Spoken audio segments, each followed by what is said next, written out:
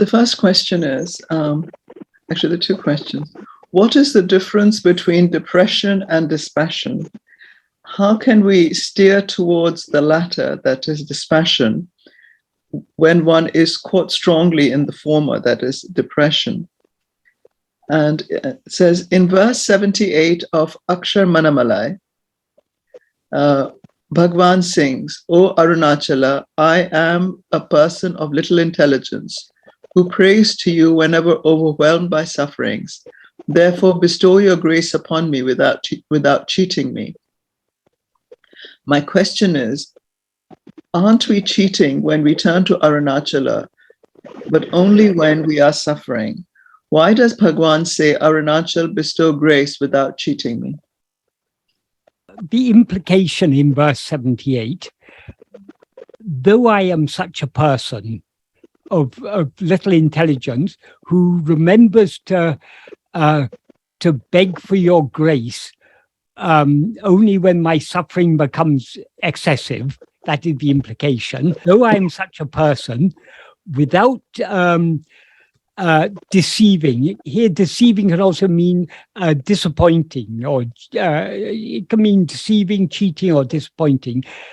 Me, be gracious.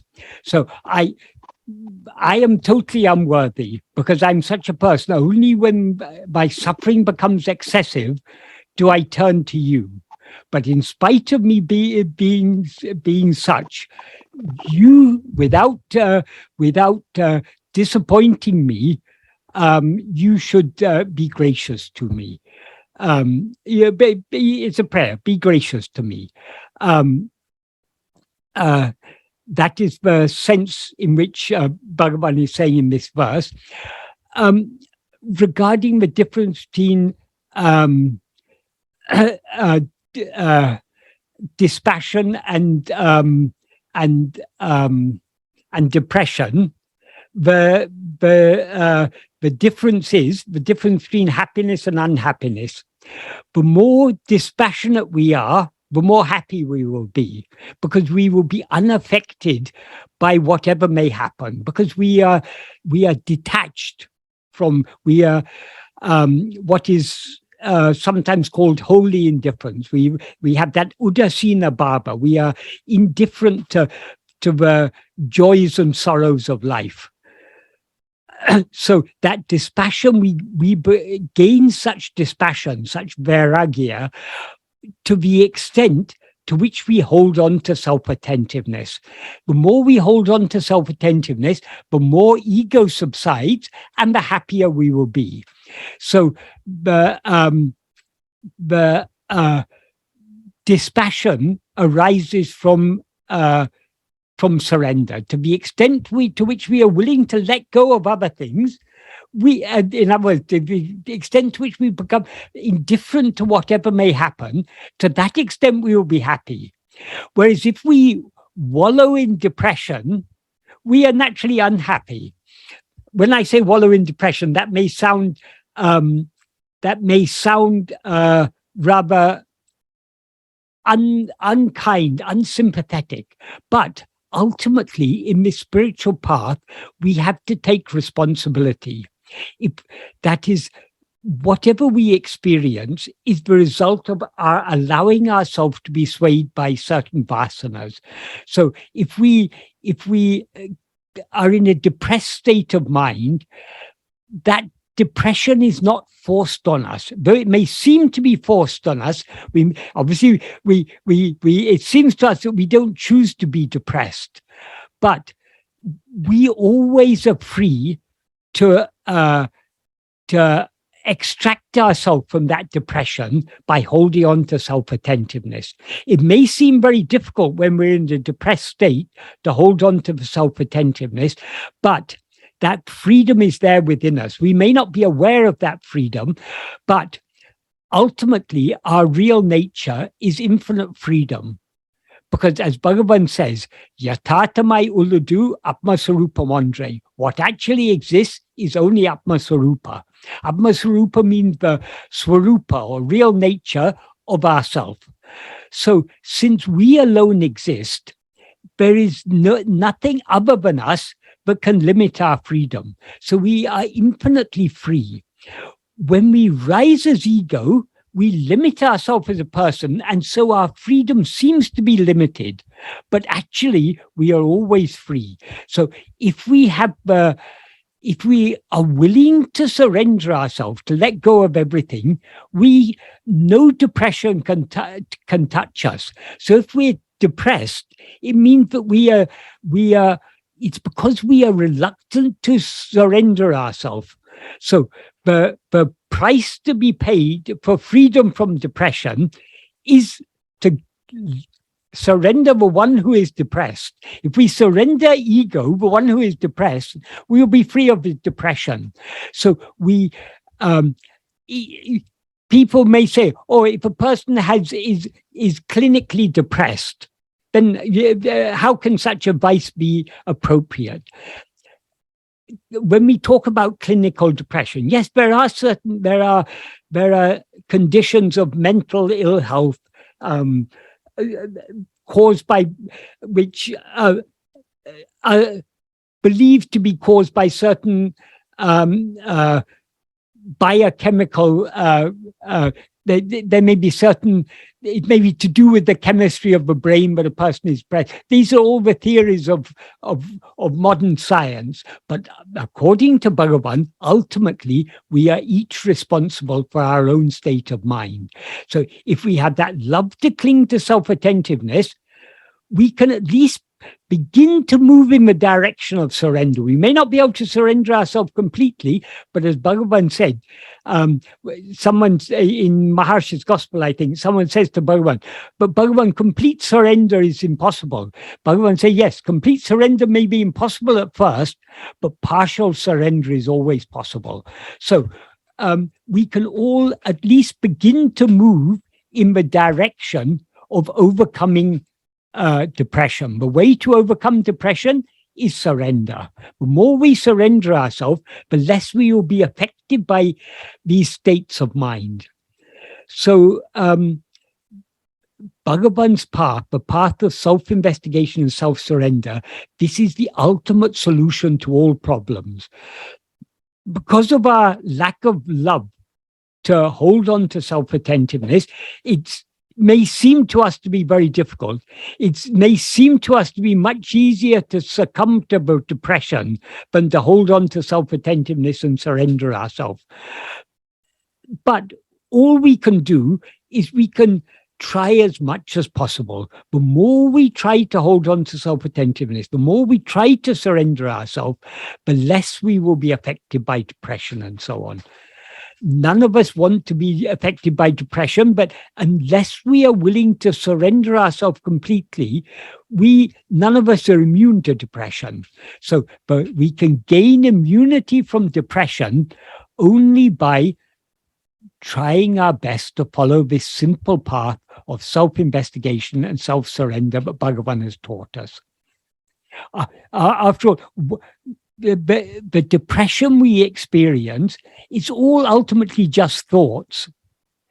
To whom are all these thoughts? To me. That way we need to turn our attention back to ourselves. Who is it who is feeling low? Who is it who is feeling depressed? Who is it who is who is unhappy? Who is it who is to whom did this whole life seem to be bleak? That if we turn our attention back within, we can turn yes, this world is a bleak world. The mind is a bleak mind. That is, the mind is dreaming one dream after another, causing so many problems to us. Why should we continue feeding this mind by allowing our attention to go outwards? Let us turn within and subside more and more into our heart. This is the only effective way to overcome depression, elation, and all states of mind. Ultimately can be overcome by only by self-investigation. This doesn't mean that, for example, some people suffer from a condition called bipolar, what used to be called manic depression. Sometimes they feel very elated, sometimes they feel very depressed. And there are certain medicines are given to help to stabilize their mood. if you're suffering from such a condition, there's no wrong in taking those medicines, because keeping yourself in a stable mood can only help you to turn within more. So sometimes certain aids, medical aids, may be necessary if you are susceptible to clinical levels of depression. But ultimately, the ultimate solution is not in these medicines. These medicines may be a palliative. They may offer symptomatic relief. But to get to the root cause of all these problems, root cause of everything is ego. That is the problem we need to tackle. That is the problem which we can tackle only by means of self-investigation and self-surrender. So what Bhagavan has given us is the ultimate medicine. Sometimes some other medicine, I wouldn't, if someone would, sometimes people ask me, they say doctors have prescribed certain psychiatric drugs or medicines to help to stabilize their mood or something. They ask, is it wrong to take those medicines? I would always say no. We just like we take medicines for a bodily condition, we can take medicines also for the mental conditions. But that is not the ultimate solution. The ultimate solution is only turning within. So we can take if it's beneficial for us, if doctors have prescribed that we should take certain medicine, it's wise to take those medicines. And a lot of people get into trouble when they prematurely discontinue such medicines. So it's good to take such medicines, but don't just stop with these medicines, because these are only a temporary solution. The long-term solution, the ultimate solution, is only turning within. So the cure for depression is dispassion. And dispassion can be cultivated only by Atma-vichara, self-investigation and self-surrender. I hope that is an adequate answer, but if there's anything more you want to ask on this, please don't hesitate to ask. The second question, Michael, is, in Happiness and the Art of Being, you state, even self-investigation is necessary only because we have not yet surrendered ourselves completely. Verse 6 of Akṣaramaṇamālai reminds me of this. Would you say, in certain contexts, that self-surrender is superior to self-investigation, though they are ultimately one? Thank you. No. Self-surrender is our goal. The means to that goal is self-investigation. So when I said, but when I wrote, but self-investigation is only necessary because we haven't surrendered ourselves, is because surrender is, what is the goal? Manonasa, eradication of ego. Those are all just synonyms for complete surrender. If our surrender becomes complete, there'll be no one left to investigate. That is, who is to do the investigation? It's only ego. So when the ego is surrendered, when there's no ego remaining, how can there be anyone how can there be any self-investigation? So that is, so as you say, ultimately self-investigation and self-surrender are complete. So the self-surrender will become complete only when the self-investigation becomes complete. That's only when we turn our attention for full 180 degrees. So we cease to be aware of anything other than ourselves. Then we will be aware of ourselves as pure awareness, which is what we actually are. When we are aware of ourselves as pure awareness, ego is thereby destroyed. As simple as that. So the means to complete surrender is self-investigation. But the self-surrender begins with trying to surrender our will, trying to give up our likes and dislikes and so on. So initially, self-surrender leads to self-investigation, but the means to make the surrender complete is only self-investigation. We cannot surrender ourselves completely without self-investigation, because self-investigation means turning our attention back towards ourselves. The nature of ego is to rise, stand, and flourish by attending to anything other than itself. So we can surrender ego completely only by turning our attention back towards ourselves. The more we turn our attention towards ourselves, the more ego subsides. In other words, the more we surrender. So it is impossible to surrender completely without self-investigation. You could say, well, what about if you just give up attending to anything else? Isn't that sufficient? That will result in manolaya. If the mind subsides in manolaya, it will rise again, as Bhagavan says in verse 13 of Upadeshundya. So manolaya is not our aim. Our aim is manonasa. For manonasa can be brought about only by self-investigation. So the permanent dissolution of ego, the manonasa, can be brought about only by self-investigation. So complete self-surrender can be achieved only by means of self-investigation. So there's no question of superior or inferior. Ultimately, they are one and the same. I hope that is an adequate answer to that question. The next question is, how can we increase the love to surrender? I'm aware that the more we practice Atma-vichara, the more clarity we get. But is there any other way to increase the love of surrender? Bhagavan said love is the mother of Gyan. Thank you. That is the best prayer for love is self-investigation. Because the love we want is the love to know and to be what we actually are. Trying to know and to be what we actually are is obviously the best prayer for that. When our mind comes out and we feel we don't have sufficient love to turn within, then that is where Akṣaramaṇamālai is really useful, because these verbalized prayers are a very, very powerful aid to re-enkindling the love in our heart. That the more we read these prayers, the more we have love to turn within. Because that's what these prayers are all about. It's all of Akṣaramaṇamālai. Ultimately, it's a prayer for the love to turn within.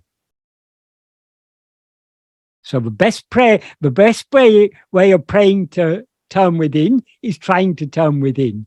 When we feel we don't have enough love for that, then we pray in the form of Akṣaramaṇamālai.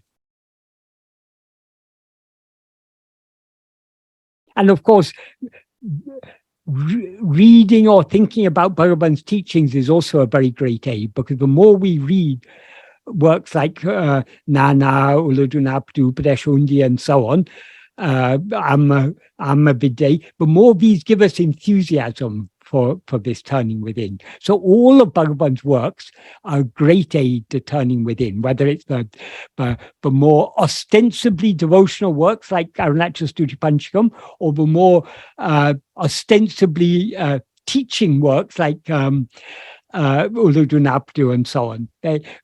These different texts Bhagavan have given us, they're all complementary. So they're all very powerful aids. Bhagavan's words are the most, if we want any external aid to turning within, Bhagavan's words are the most powerful external aid. Because his words are constantly pointing us back, constantly dinning into us the need to turn within. If we want to be happy, there's only one way, that is to turn within, to try to be self-attentive more and more and more. The next question is, for busy householders, is it useful to have a set time for meditation and inquiry practice, a length of time, a certain number of times per day? And what might that practice look like to help us progress on the path? Bhagavan has given us a very simple prescription for how long we should meditate, when we should meditate. He's very clear and precise prescription Bhagavan has given, always. That is, every moment in life is an opportunity for us to turn our attention back to ourselves. Bhagavan never prescribed you should do this for 20 minutes morning and evening, or you should sit in Padmasana, or you should. When Bhagavan was asked what is the best asana, he said Nididhyasana. That means practice of self-investigation is itself the best asana. So every moment, is there any moment when we do not exist? Is there any moment when we are not aware of our existence? So every moment is an opportunity for us to turn our attention back to ourselves. Every moment of waking and dream. Of course, in sleep we can't do so because there's nowhere to. In sleep we alone exist, so there's no opportunity to turn anywhere. But in waking and dream, our aim should be to be self-attentive at all times. Whatever we may be doing or not doing, Bhagavan often used to say, if you have loved to practice self-investigation, if you have loved to hold on to self-attentiveness, you will be able to do so in the midst of a battlefield. If you cannot do so in the midst of a battlefield, you will not be able to do so even if you go and sit in a cave in the Himalayas. If the whole problem is not the external circumstances, our problem is do we have sufficient liking to turn within or not? Whether we are all these external things, being a householder or being a sannyasi, Bhagavan said all this is according to prarabdha. That's why Bhagavan never recommended any form of external renunciation. He wasn't opposed to it, but he said if it's your destiny to be a sannyasi, you'll be a sannyasi. If it's your destiny to be a householder, to have 10 children and have to work throughout your life, you will do so. It's all these outward things are determined by prarabdha. But real renunciation, that is, Bhagavan's path is a path of renunciation, but not outward renunciation. The real renunciation is turning our attention within. That is the renunciation that is required. So it doesn't matter what our external circumstances may be. Regarding setting aside time, some people find it helpful to set aside some time, morning and evening, but I think it is fair to say most of us find, as we go deeper in this path, but that is not actually so very helpful. Because I can set aside from 3:30 to 4 o'clock in the morning, and from 6:30 to 7 in the evening, I will practice self-investigation. I can set myself a routine like that. But when I actually sit, what will be occupying my mind? If I've got some worries, my mind will be dwelling on its worries. I'll try and bring it back, and again it'll go back to the worries. So it is as easy to be self-attentive in the midst of activities as it is when setting aside time for meditation. It is true, but at times when our mind is not directly engaged in any other work, that is an opportunity to go a little deeper. But we can find such times here and there throughout the day. We don't have to set aside 20 minutes or half an hour for that. If we really have love to be self-attentive, we'll be finding opportunities here and there. When we are traveling to work, we're standing on the bus or standing in a queue, or there's so many times in life when we have opportunities to turn within, when our mind isn't preoccupied with anything else. Even simple things. When we're eating, we can be attending to ourselves. When we go to the toilet, we can attend to ourselves. There's so many opportunities if we have a liking to do so. And many of the things that we normally assume require attention. For example, if you're driving a car, obviously you need to pay attention to what's happening. But in practice, very little attention is needed to drive a car. You can drive a car. If it's a familiar road, you can drive and reach your destination. When you reach your destination, if someone asks you, were the lights red at such and such a turning, you won't be able to remember. Because once activities become routine, they go on almost on autopilot. So even at such times, you can be self-attentive. In fact, you'll be driving better if you're rather than allowing your mind to be wandering over so many thoughts that may distract you, if you're just calmly holding on to that background self-attentiveness, you'll actually be driving better than if you're thinking about this worry, that worry, or things that may easily distract you. So it takes practice, but with practice, we can be holding on to this self-attentiveness, whatever we may be doing. As Bhagavan said, even in the midst of a battlefield, we can hold on to self-attentiveness if we have sufficient love. I hope this is a helpful answer.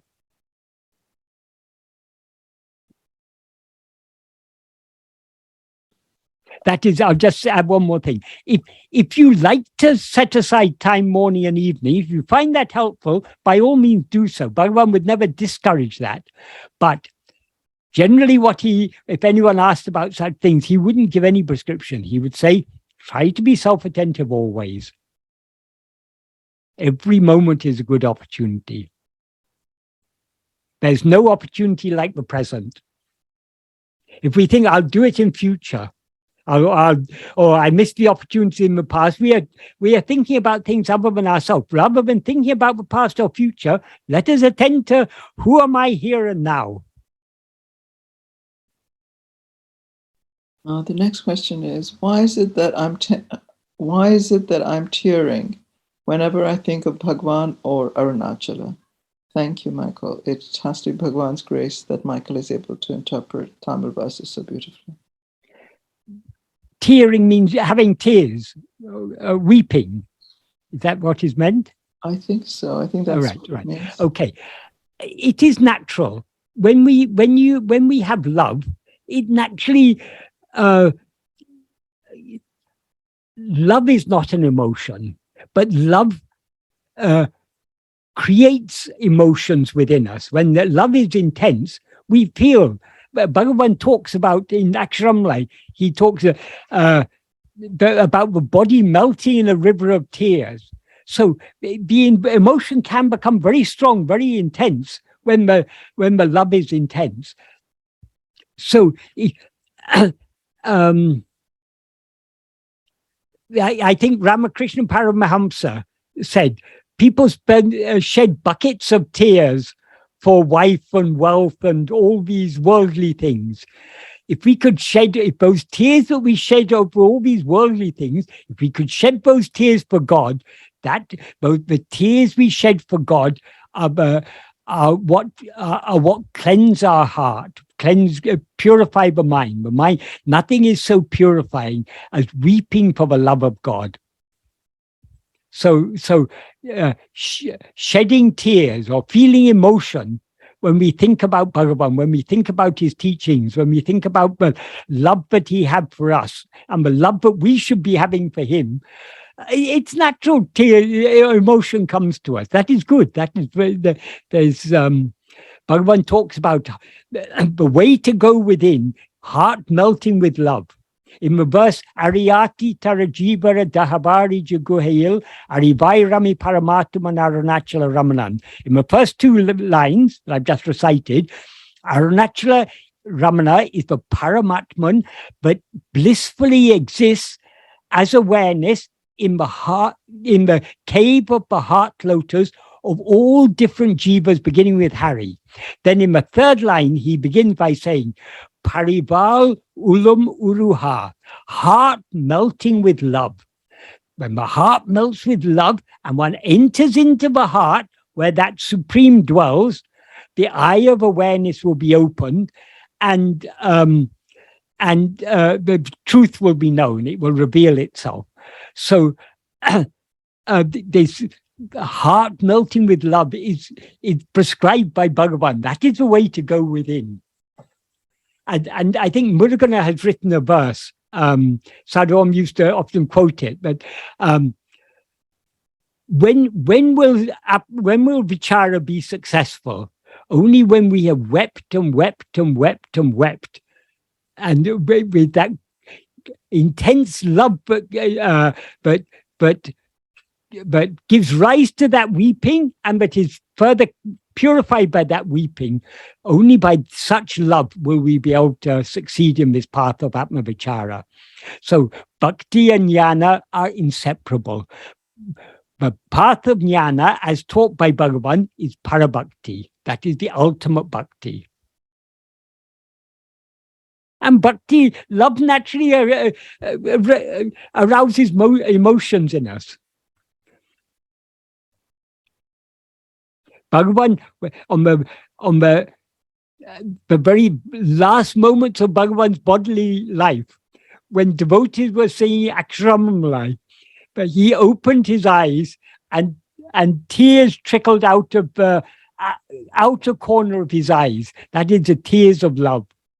So Bhagavan had so much love for Aruṇācala.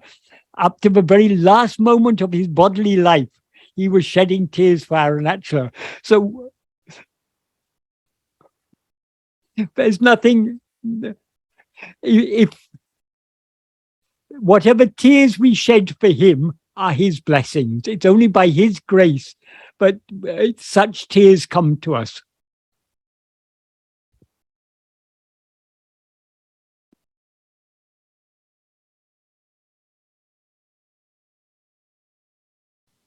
The next question. Aruṇācala is the unmoving form and Guru Ramana the human form of the one self, appearing and disappearing in the self. Devotion to these forms would mean turning attention away from the formless self. How do we reconcile this? Why does Bhagavan or Aruṇācala, why do they appear outwardly in form? In the form of a hill and in human form. Why do they are one. Aruṇācala, why does Aruṇācala Ramana appear in the form of a hill and in the human form of Bhagavan? Only to turn our attention within. Those external forms have a special power to create love in our heart to turn within. Bhagavan has explained this very beautifully in verse 10 of Aruṇācala Padikam. I was referring to that earlier, but it's worth going through that. I mean, that's such an important verse. It's worth going through it again. What Bhagavan says there, Patanam Pudumai. Patanam Pudumai means I've seen something new. It implies, Pudumai literally means newness, but it implies here something wonderful. I've seen a wonder. Veer Valikanta Parvatam, the magnetic hill that seizes or forcibly attracts the soul. And then he goes on to describe the process, how that outward form of the hill turns our attention back within. He says, Orutaram idane ortidum virin. Of the soul who thinks of it once, what does he do to such a soul? Shesteye oduki, subduing the mischievous activity of the soul who thinks of it even once. Mischievous activity means the outward flowing mental activity of the soul. Oru tanadu abimukam aha etu, pulling, dragging, or attracting that soul to face inwards towards itself. That is towards Aruṇācala, because Aruṇācala is shining in Mahata's eye.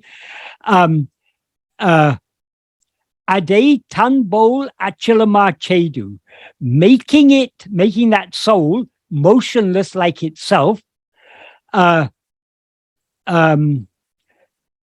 inwir bali kolum, it accepts that sweet soul as bali. Bali means food offered in sacrifice. So accepting bali means he swallows that soul.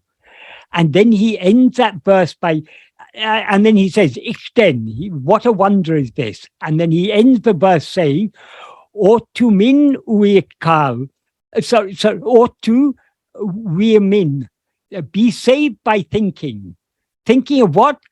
Uikal, he addresses, O souls, be saved by thinking. Ulam adil,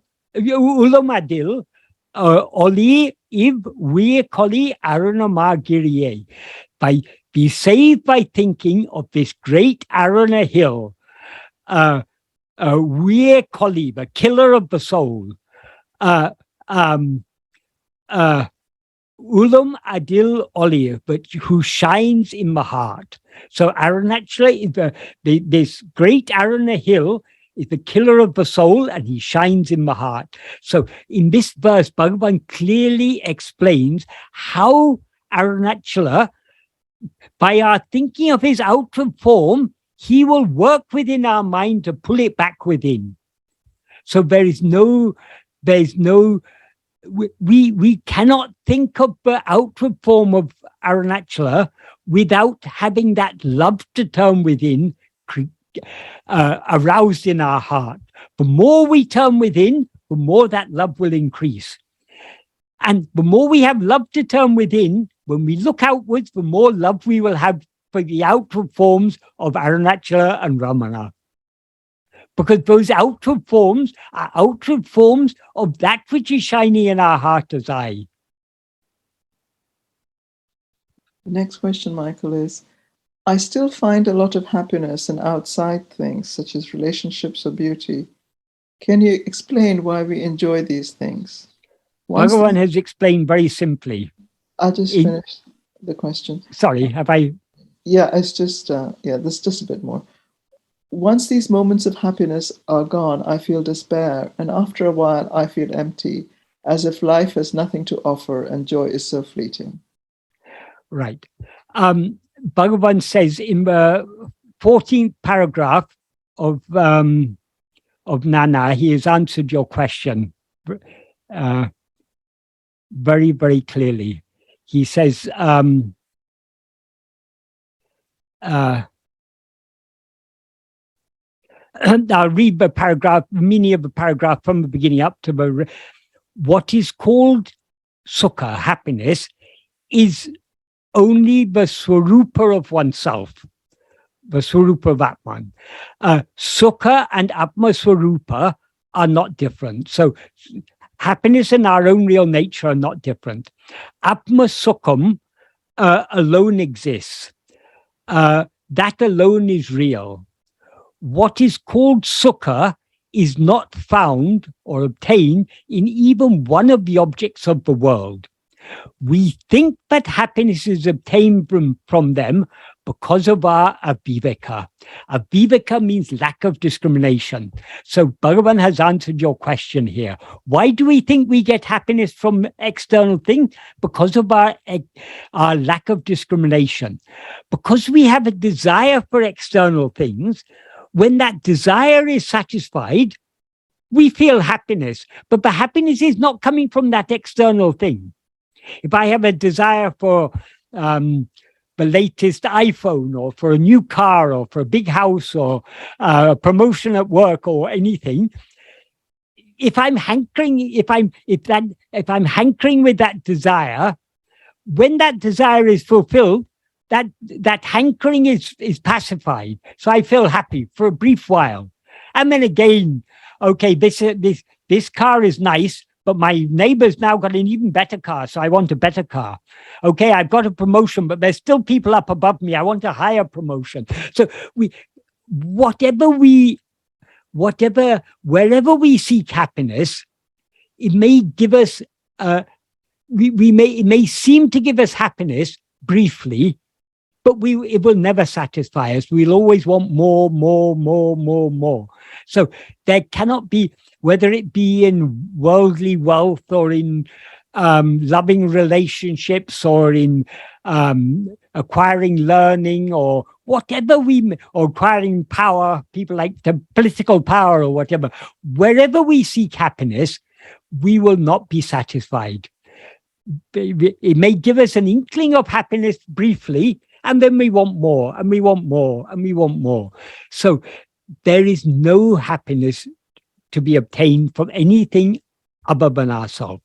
Whatever happiness we seem to gain from other things is actually happiness that is already within us, because the desire for anything other than ourselves is an agitation. When that agitation is satisfied, pacified, we feel a little bit of the happiness within ourselves.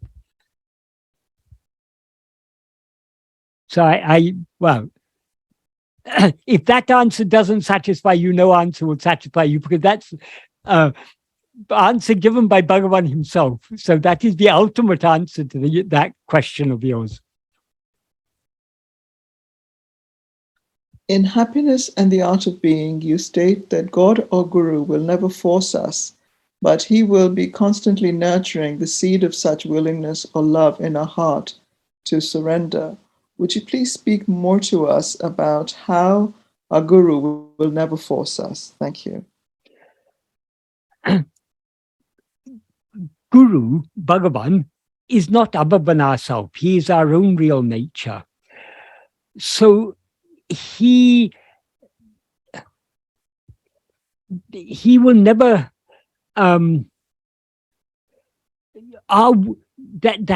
this path is the path of self-surrender. Self-surrender requires willingness. If we are not willing to surrender ourselves, he is not going to kill us.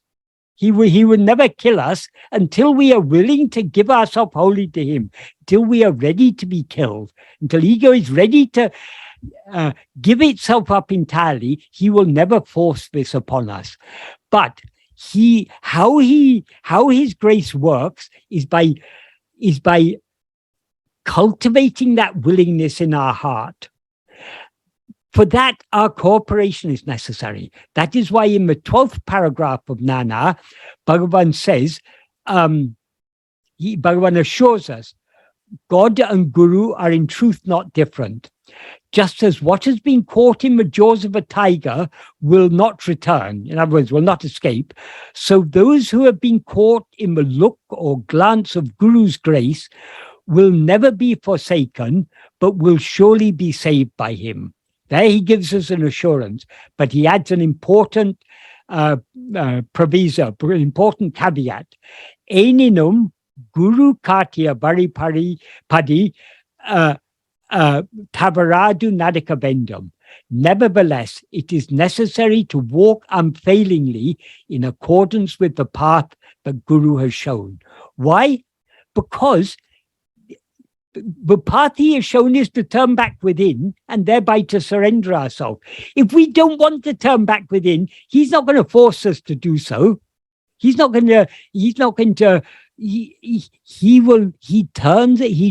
our attention inwards by giving us the love to look within. So it is not the nature of God or Guru ever to force anything on us. He will not kill us until we are willing to be killed by him, until we want nothing other than to be killed by him, until we are willing to give ourselves entirely to him. Then only he will kill us. Because we have no other way of doing so in language, we are saying he, but he is we. He is ourself. So until we are willing to die, we will not kill ourselves. So it's just the nature. It's just our nature is such. Once we have risen as ego, we will not. And remember, our rising as ego is not real. Even when we rise as ego, truly we remain as we always are. So this ego is a fiction. But this fictional ego will die only when it's willing to die. Because this ego, in reality, is nothing other than ourselves. So that willingness on our part is absolutely essential. But that willingness is given by him. Any willingness we have is coming only from him, because he is that love. He is the source of all love. And the love comes with clarity. He is also the source of all clarity. The more we have inner clarity, the more we have viveka, the more we will seek happiness within ourselves rather than outside. So love and clarity, bhakti and jnana, go hand in hand. In this path, what we are seeking that love and that clarity. And finally, we lose ourselves in that love and clarity, which is our own real nature. In Happiness and the Art of Being, you write that the only food that can truly be considered as being sattvic is that which is organically produced, fairly traded, and above all, vegan. You also state that ideally the food should be raw, freshly cooked from raw or minimally processed ingredients, and by a person in a happy mood, and with kind, caring, and loving thoughts in their mind, because kindness and love are the most important sattvic ingredients that can be added to food. Would you please speak more about this latter requirement? Okay. That all sounds very prescriptive. The reason that was included in the book was one particular person had questioned me relentlessly about this. So I was there talking about what is the ideal. And that person then said, have you included that in your book? So for their satisfaction, I included that. Bhagavan was far simpler. Bhagavan simply said, Mita Sattvika Ahara Niyama. All this was said because someone was asking me, how can we know what is sattvic? So it came to a point where I said, ideally, this is the ideal. But sometimes the ideal is not always practical. Organic food is not always available, and it's not always affordable. Even if it's available, many of us can't afford organic food. The most important principle is ahimsa. As far as possible, we should consume food that has been produced without causing harm. That is one argument in favor of organic, because when pesticides are used, that is causing harm to some organism. So, but there's no such thing as perfect ahimsa. What is the root of all himsa? Himsa means harm. Ahimsa means non-harm. What is the root of all himsa is our rising as ego.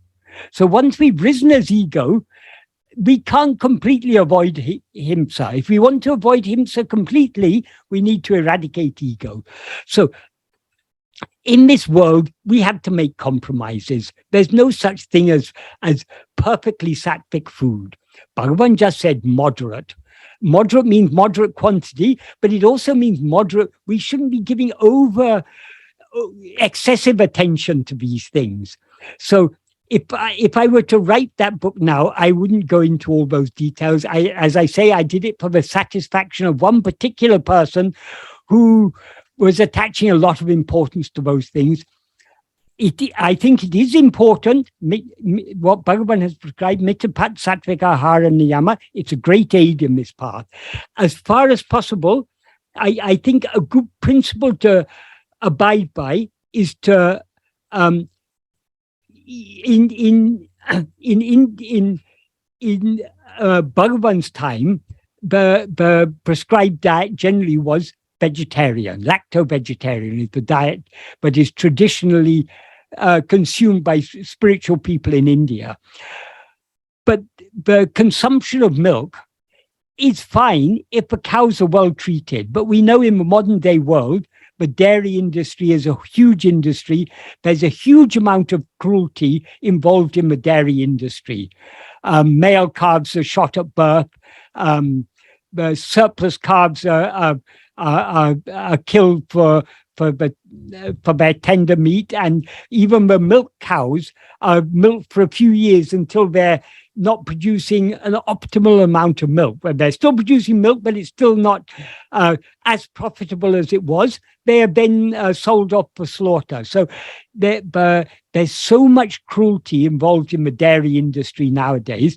Unless you can have a cow of your own and feed it and take care of it to the end of its life, whether it's producing milk or not, it is better not. It is better in the circumstances of the modern day world to avoid dairy and dairy products on the grounds of ahimsa. That is why I say vegan diet is best. So long as we're eating a vegan diet, and it's good to keep our diet to eat as simply as possible. We don't have to eating takeaway food or eating fast food, consumer food. This is not so so conducive to a spiritual aspirant. Simple cooking, simple eating, simple living is the best for a spiritual aspirant. But ultimately, the outward circumstances of life may not always make these things possible. So we have to adapt to the circumstances.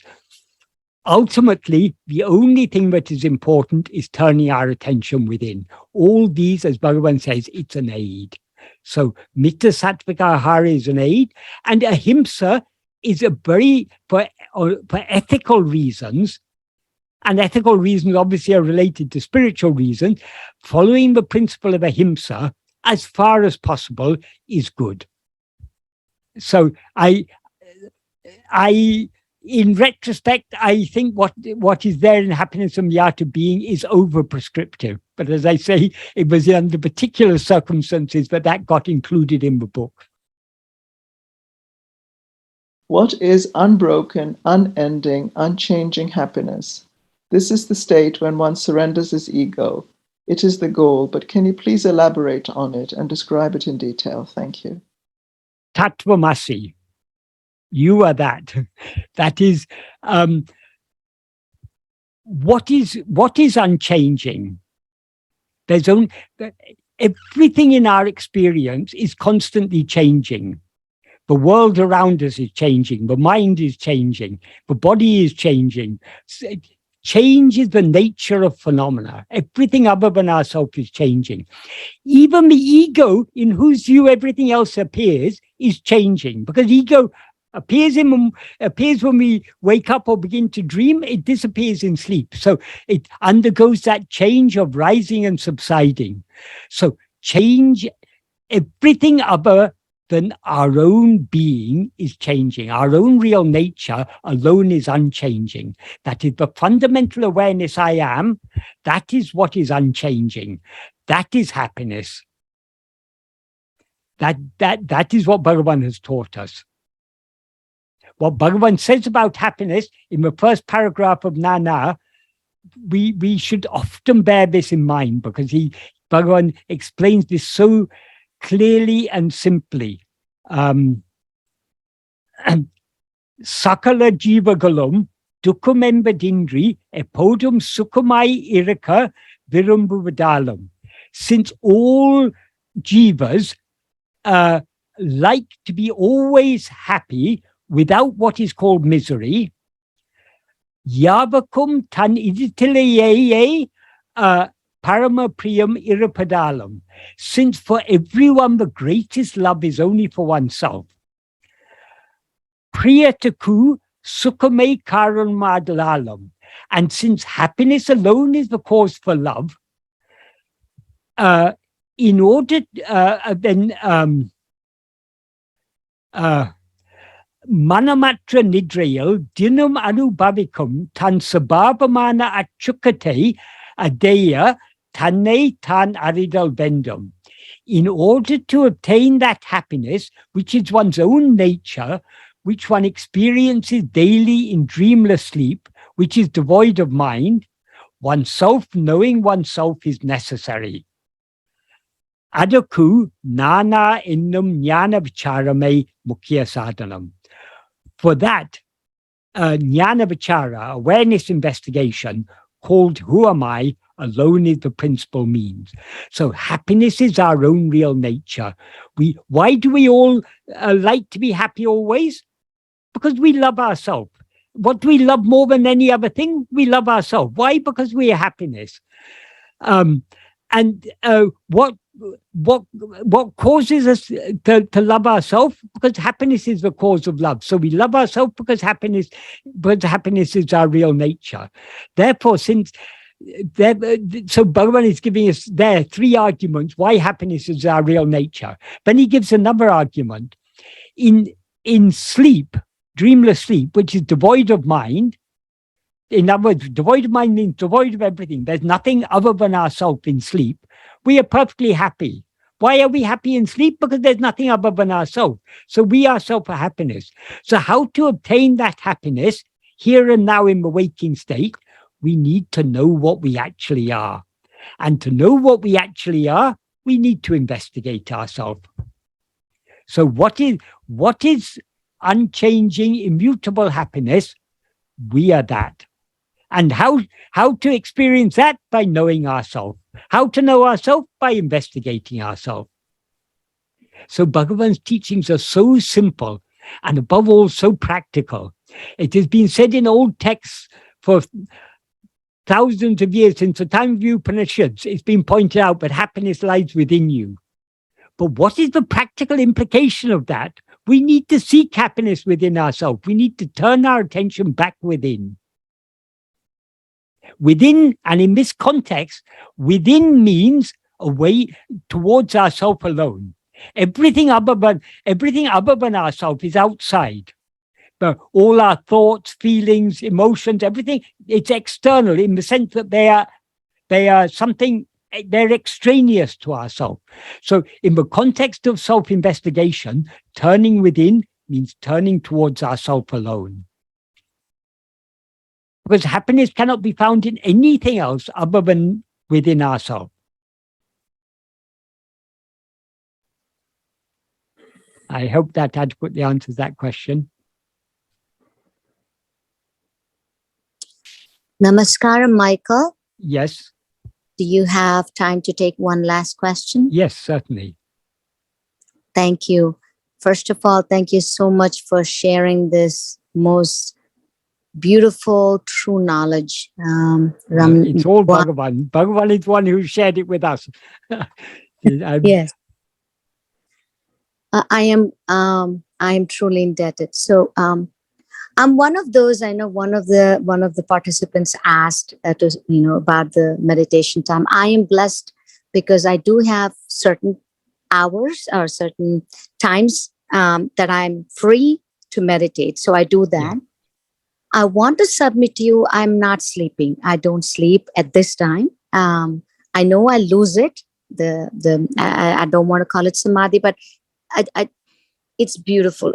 But come back. My question: consciousness or awareness when you're unconscious, or I don't know what that is. I do not know how to break that. It's almost like a mystery. I go in, come out, but I can't. I'm not aware of it. I don't know how to say it. How can one be awake when you're asleep is, I guess, what I'm asking. Awareness is our real nature. There is never a moment when we are not aware. Sleep seems to be a state, when we mistake sleep to be a state of unconsciousness or non-awareness, it is because we are associating awareness with awareness of things other than ourselves. In sleep, we are not aware of anything, but we are aware. That is, our very nature is awareness. So the only awareness in sleep is the awareness I am. And I am is obviously not an object of awareness. So sleep is, as Bhagavan often clarified, sleep is a state of pure awareness. So when I'm meditating and I go within, there's no way that knowledge can transfer to my wakeful state other than, oh, wow, for example, there's an alarm, tick-tock going, right? I listen to it, slowly it fades away and I'm gone and I come out. And I am thinking, wow, what an experience, right? But I really didn't experience it. What you're saying is, that's all I can expect. There's nothing beyond it and not to worry about it? Awareness, the real awareness, the pure awareness, is like the screen in a cinema. Whether pictures are projected on it or not, the screen is always there. Waking and dream are states in which pictures are projected on the screen. Sleep is a state in which the screen remains alone. Whether pictures are projected or not, it makes no difference to the screen. The screen is always there. Even when we're in the cinema, we go and we watch a film. We watch the film with great interest. We hardly notice the screen. But actually, what are we looking at all the time? We're looking only at the screen. So that background awareness, I am, is present all the time. There is never a moment when it isn't present. It doesn't need to be carried over from one state to another. It is the ultimate reality. It is what we actually are. By turning within, we are trying to attend to the screen alone rather than to the pictures appearing on the screen. So we are, so to speak, turning our attention away from the screen, away from the pictures towards the screen. Everything else that we experience is a picture. The fundamental awareness I am alone is the screen. So we try to hold on to that awareness alone. Regarding this word samadhi, the word samadhi is used to refer to so many different types of samadhis are described. So it is not actually a very helpful word because different people mean different things. Bhagavan said the only samadhi that is real is sahaja samadhi.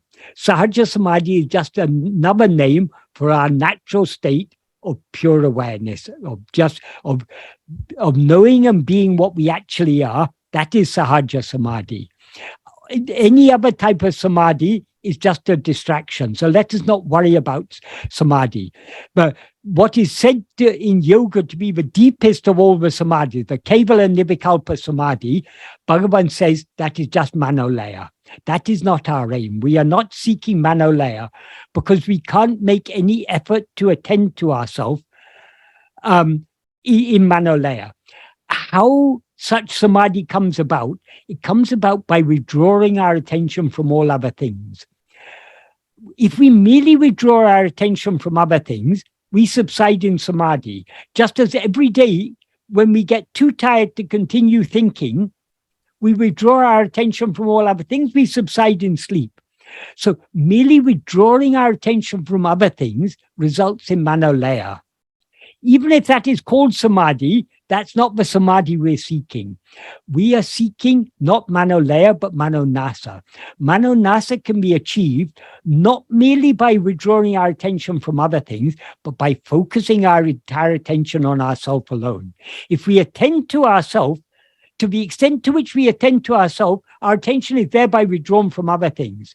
But so long as we're attending to ourselves, we cannot subside in laya. So we need to be careful in this path, but we are not just subsiding into a state of laya. We need to hold on to that self-attentiveness. That is the key to following Bhagavan's path. But the difference between Bhagavan's path and the path of yoga, the aim of yoga is chitta vritti nirodha, restraining or stopping the chitta vritti, the mental activity. But that results only in manolaya. We need to go beyond manolaya. We can go beyond manolaya only by holding on to self-attentiveness. So that is what is the key to Bhagavan's teaching. So it's easy to remain in if you practice it, you can remain in Nirvikalpa Samadhi for hours, days, months, years, even centuries. Yeah. Bhagavan told a story about a yogi who remained in that state for 300 years. But when he came back, the last thought was in his mind before he went in was the first thought that popped up. So Bhagavan used to tell that story to illustrate the fact that vasanas are not destroyed in manolaya. So there's no use in going into Nirvikalpa Samadhi. We should have. That's why it's advised in some of the texts. Avoid both thought and laya. Both the mental activity and the cessation of mental activity. We need to remain poised between the two in the state of sahaja samadhi, which is clinging to self-attentiveness. Bhagavan in one place in his introduction to his Tamil translation of Drikdrishya Viveka, in Drikdrishya Viveka it talks about 6 different types of samadhi. But Bhagavan in his introduction talks about one type of samadhi, sahaja samadhi. And he talks about the practice of sahaja samadhi parakatal, by the practice of sahaja samadhi. What is that practice? Tanne epodum bahyanta drishti bedam indri epodum nadam sahaja samadhi parakata. That means by the practice of self-investigate, by the practice of sahaja samadhi, which is always investigating oneself without any distinction between inward and outward, the bahya drishti or the antardrishti, the inward looking or the outward looking. Why does Bhagavan say beyond even that? So long as we're looking outwards, we need to be told to look back within. But when we look back within, we go beyond the distinction of inside and outside. So long as we're clinging to self-attentiveness, it doesn't matter whether anything appears or disappears. We hold on to self-attentiveness alone. It's only when we allow ourselves to attend to anything other than ourselves that we have lost our hold on the self-attentiveness. Have I answered your question adequately, Sudha? Oh, wow. Dear Michael, yes, you have. It's that self-attentiveness, holding on to it, yes, is what I need to practice. And yes, when we're continuing. We are not yogis. Bhagavan never asked us to practice chitta vritti nirodha. That will happen automatically. If you attend to yourself, the chitta vrittis will automatically be stopped. But if you just try to stop the chitta vrittis without holding on to yourself, you'll end up in laya, which is very pleasant, but of no use. Well, temporarily it's beneficial, but it's of no long-term use. It doesn't help us to annihilate ego. Yeah. Namo Ramanaya. Namo Ramanaya. Yeah, but this question is, could you speak more about how metta, that is moderate, and sattvic, pure, apply to sensory foods? Well, yes, the ahara means what is taken in. So though the immediate meaning is the food we eat, it can also be taken to imply the food we take in through our senses. Supposing you you have a liking to watch nowadays the films they show on television, often they're very, very violent films. Some people love to watch these violent films, these sort of I don't know. There's so many of these films, of sort of police type films or secret agent type films, and you see cars blowing up and all sorts of wonderful things happening. Those are and all sorts of violence we see in such films. If you have a liking to attend to such violent things, that obviously isn't sattvic. That's going to be creating violent thoughts in your mind. So avoiding such things, we as far as possible, we need to dwell on those things that are sattvic in nature. The most sattvic food for the senses is to read and think about Bhagavan's teachings. Other things are some things are relatively less sattvic, some things are relatively more sattvic. So avoiding things that will agitate the mind. Reading a lot of news, constantly dwelling on the news, because the news that comes on the television or on the internet or wherever, where we get our news or we read in the newspapers,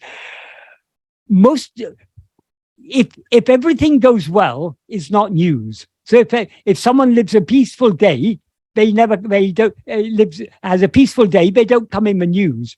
But if they're involved in some accident or some terrible thing happens to them, they come in the news.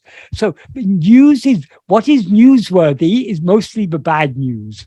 The good news seldom comes in the news. So I'm not saying we should never listen to the news. Sometimes we need to be informed what's going on around us, so we adjust accordingly. But we shouldn't be addicted to watching the news all the time. We shouldn't be. So we have to use our judgment in these things. We know what are the things that draw the mind outwards more, but agitate the mind, but depress the mind, but anything that distracts our attention away from ourselves is not sattvic. I hope that adequately answers that question. The last is a question from Krish. Krish, did you want to ask it? Yes, thank you. Just wanted to ask you with regards to Bhagavan, what was it? What were his thoughts on predestiny? Did he believe everything was preordained, or did he? Or we have a degree of self-effort, or Bhagavan didn't have thoughts or beliefs. Bhagavan taught us the law of karma. According to the law of karma, as taught by Bhagavan, whatever actions we do under the sway of our vasanas are called agamya. Those actions bear fruit. The fruit of those actions gets stored in what is called sanchita. And every lifetime, we accumulate, as a general rule, we accumulate more fruit than we experience. So the sanchita is an ever-growing pile. From that sanchita, God or Guru selects the fruit that we are to experience in each life. The fruit that we had been allotted for us to experience in this life is called prarabdha. Prarabdha is preordained. It is allotted. So whatever we are to experience, we cannot avoid experiencing it. It's been preordained. Whatever we are not to experience, we cannot experience. And in order for us to experience what we are destined to experience, certain actions are necessary on our part. For example, just to take a major thing in life. Supposing it's your destiny to be a doctor or an engineer or a scientist or an academic philosopher or anything like that. For such professions, you need a lot of training. You need to undergo you need to study, you need to pass exams, you need to get your doctorate, your PhD, or whatever it is. So, if it's your destiny to be, say, a medical doctor, you will have to do you will be made to do all those actions that are necessary in order to become a doctor, studying, passing your exams, and so on. So some of the actions done by mind, speech, and body are driven by, in accordance, actions we are made to do by God in accordance with our prarabdha. But that doesn't mean all the actions we do by mind, speech, and body are driven by prarabdha. We act under the sway of our vasanas. The actions we do under the sway of our vasanas are agamya, which bear fruit, which we later may experience as prarabdha, in some not in this life, in some later life. Nothing we can do in this life can change what we are to experience. So yes, Bhagavan